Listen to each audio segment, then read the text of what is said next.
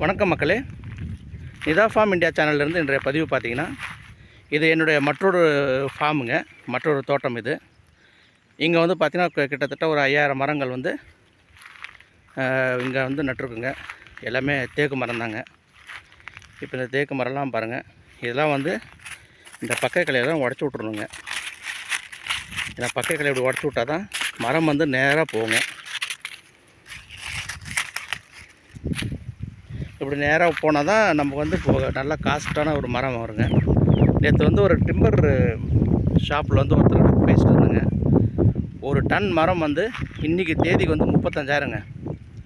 ஒரு மரம் நீங்கள் நல்லா வளர்த்துட்டிங்கன்னா 15 வருஷம் இல்லை 20 வருஷம் நீங்கள் வளர்த்திங்கன்னா நிச்சயமாக ஒரு மரம் வந்து ஒரு டன் போகிறதுக்கு வாய்ப்பு இருக்குங்க.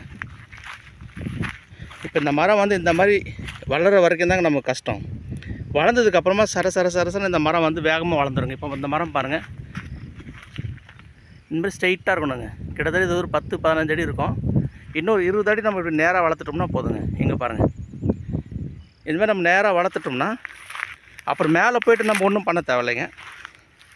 இப்போ இந்த மாதிரி மரம்லாம் இருக்குது பாருங்கள், இதெல்லாம் வந்து ஏதாவது ஒரு நேர் கிளையை விட்டுட்டு மற்ற கிளையெல்லாம் வந்து முருணியும் பண்ணுங்க. இப்போ அந்த தோட்டம் வந்து வேலை நடந்துகிட்ருக்குங்க. இன்னும் ஒரு 2-3 டேஸ்க்கு அப்புறமா இங்கே வந்து இந்த வேலையை நம்ம ஸ்டார்ட் பண்ணணுங்க. இங்கே வந்து கிட்டத்தட்ட ஒரு 5000 மரத்துக்கு மேலே இருக்குங்க. இங்கே பாருங்கள், இது வந்து இந்த மாதிரி இன்றைக்கி உடச்சி விட்டாலும் சரி, இன்னொரு உடச்சி விட்டாலும் சரி. இங்கே பாருங்கள், மரம் டேமேஜ் ஆகக்கூடாதுங்க. இந்த வெளியில் இந்த கன்று இருக்குது பார்த்தீங்களா, அந்தமாதிரி இருக்கணும். அதனால் சின்னதில் நம்ம உடச்சி விட்டோம்னாங்க, சின்னதில் உடச்சி விட்டோம்னா நமக்கு வந்து பெருசாகும் போது அந்த கஷ்டம் இருக்காதுங்க. நம்ம பறித்து நம்ம அந்த மரத்தானே நம்ம வந்து போட்டு விட்டோம்னா இது வந்து இலை உரமாக நம்ம மாறிடுங்க. அதனால் எல்லா இலையும் பாருங்கள், நம்ம உடச்சி நம்ம செடிக்கு பக்கத்தில் போட்டுருவோங்க. இந்தமாதிரி வரிசை நம்ம மரத்தை நம்ம நட்டோம்னாங்க நமக்கு வந்து ஒரு என்ன சொல்கிறது, மரம் வந்து பெருக்குங்க. இது நிறையா, இது 5000 மரத்தில் வந்து நமக்கு ஒரு 2000 மரம் நமக்கு கை கொடுத்தா கூடங்க 30,000 போனால் கூட நமக்கு வந்து கிட்டத்தட்ட 6 கோடிங்க. அதனால் எல்லாமே வந்து நமக்கு பார்த்திங்கன்னாங்க, நமக்கு சில விஷயங்கள் வந்து மரம் நட்டோம்னா அதில் சில இழப்பு 10% நமக்கு இழப்பு வரதாங்க செய்யும். அதை தவிர்க்கவும் முடியாது.